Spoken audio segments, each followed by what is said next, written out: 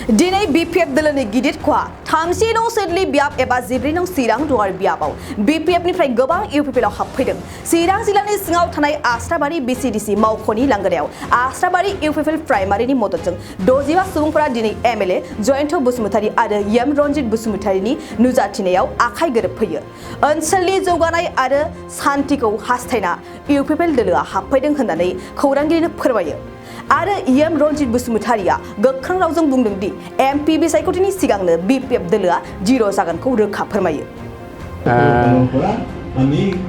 आसामिसाव मोनसे बाथ्रा भाव दं, हाथितो बय थाकिब कुत्तातो भुखि थाकिब। बे जादों आसामिसनि बाथ्रा भाव। मैदेरा मैदेरनि लामाजों थांबाय थागोन, सैमाया सोंख्रावबाय थाखायो।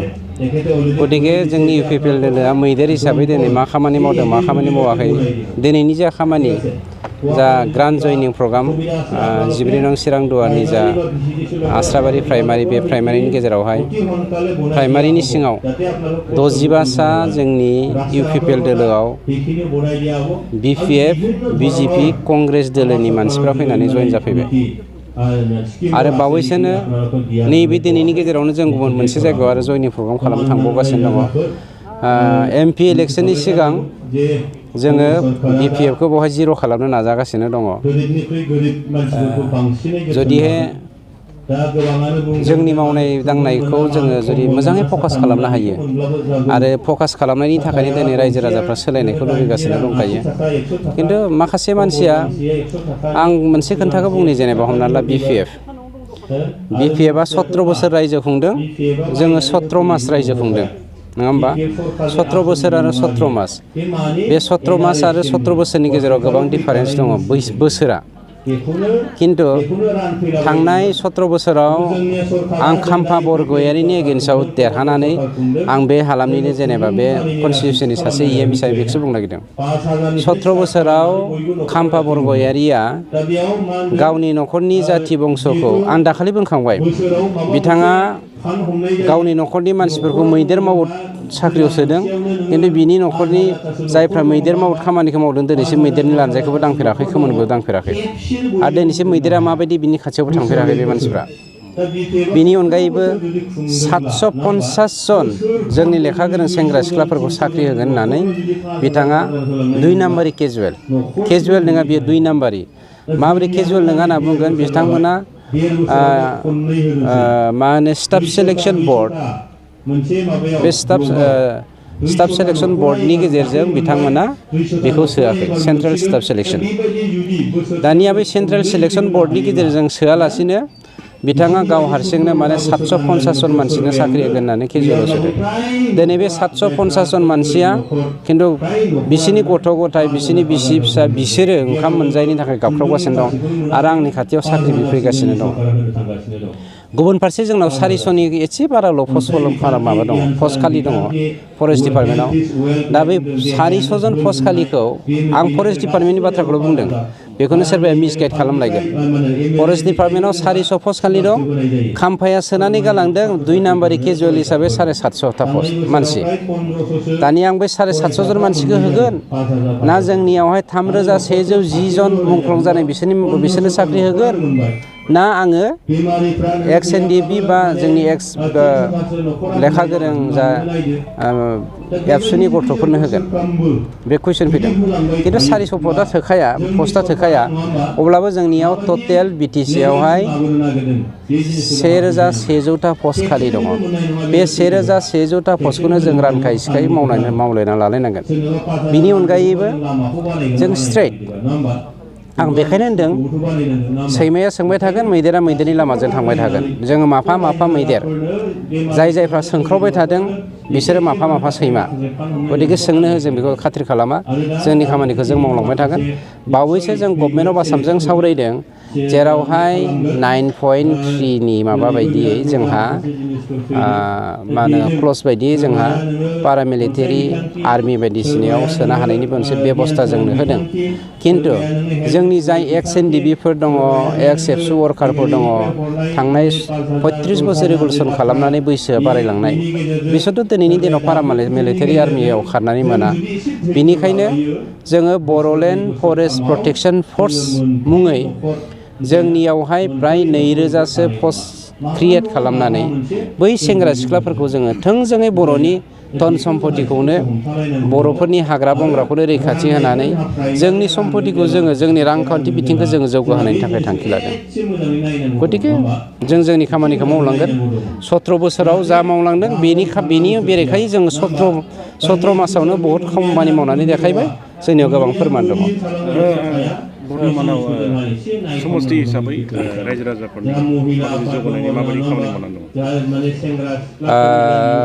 दङ साफ्रोमबोनि न'खरनि बालागुदुंखौ जोङो दै लुस सावनानै फिसिनाया गोरलै खोन्था नङा गतिके समाजाव जा खामानि मावनांगौ बेखौ जों मावखागोन खिन्थु बेक्ति हिसाबै सोरखौबा सुफुंनो हागोन होननानै आं मिजिं खालामा 17 बोसोराव बिपिएफआ हायाखै आरो 17 मासाव जों हाखायाबो मानोना जोंनि थांखिया जादों जों समाजखौ जौगाहोनाय ग्रेजुवेलि पेरेलेलि जों समानै थांनांगोन बेनिखायनो गामि जौगाहोनाय समाज जौगाहोनाय बहाबा मन्दिर बहाबा गिर्जा बहाबा मस्जिदफोरखौ जोङो जौगाहोनायजों लोगोसे जोङो मोजां आबहावा सृष्टि खालामनानै जोंनि बर'फ्रा जिखि धोरोमानो जायाथों ख्रिस्टियान सतसंगि ब्रह्म बाथौ जिखि धोरोमानो जायाथों बा कृष्ण गुरुआनो जायाथों मानो जोंनि जा बिमा बिफाफ्रा जि धोरोमाव दङ बे धोरोमाव थानाय जोंनि बिमा बिफाफ्रा जोंनि गथ'फोरनो दिनै मोजां माने मा होनो समाजारि बा धोरोमारि जा बिथिंजों फोरोंनांगौ सोलोंथाइ बेखौ जों होनो हायाखै बेखौ जोङो लाबोफिननायनि थांखिजों इकुवेलि जों नोजोर बोदों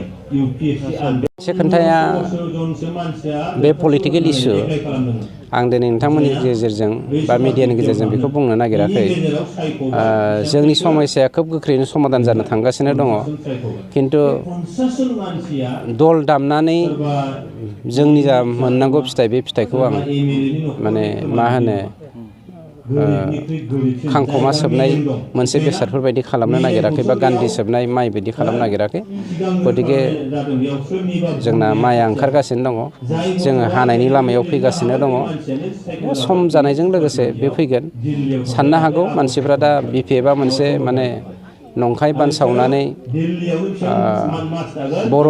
बर' हिसाबै जों बर'नि बाथ्राखौ साननांगौ होनफ्लानानै खिन्थु बर'नि मुं लायै लायै समस्त बर'खौ बर'नि जा राजखान्थियारि सिनस्रि रांखान्थियारि सिनस्रि जोंनि जा समाजारि सिनस्रि धोरोमारि सिनस्रिखौ बिथांमोना बुफायनानै दोनखाबाय आरो दा जा एसे एनै जोङो मोजाङै गसंथानो हायाब्लाबो थांनानै दङ बेफोरखौबो बुफायसिननानै बिथांमोना फोजोबस्रांनायनि थांखि लादों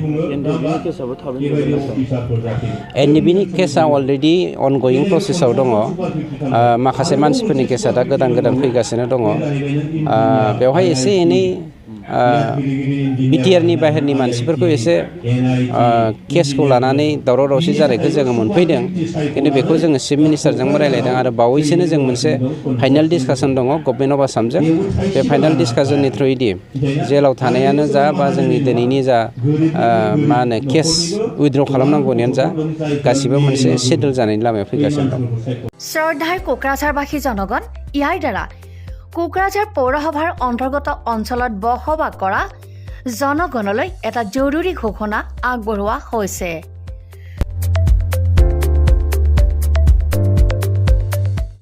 কোকৰাঝাৰ পৌৰসভাৰ অধীনত প্ৰপাৰ্টি বা হোল্ডিং টেক্সৰ সেল্ফ এছেছমেণ্ট আৰু ৰি এছেছমেণ্টৰ কাম পূৰ্ণ গতিত চলি আছে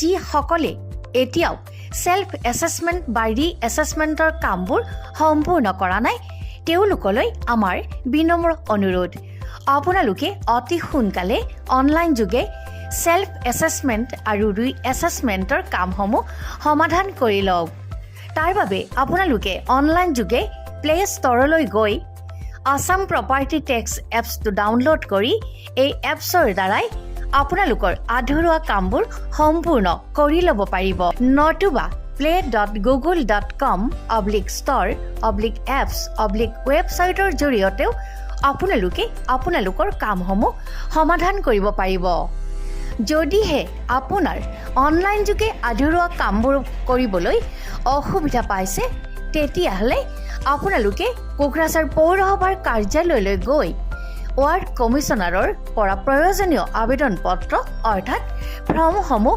সোনকালে সংগ্ৰহ কৰি লওক বিতংকৈ জানিবলৈ কোকৰাঝাৰ পৌৰসভা কৰ্তৃপক্ষৰ সৈতেও যোগাযোগ কৰিব পাৰিব ইতিমধ্যে আপোনালোকৰ সহায়ৰ বাবে মেগা কেম্প কাৰ্যসূচী অনুষ্ঠিত কৰি থকা হৈছে।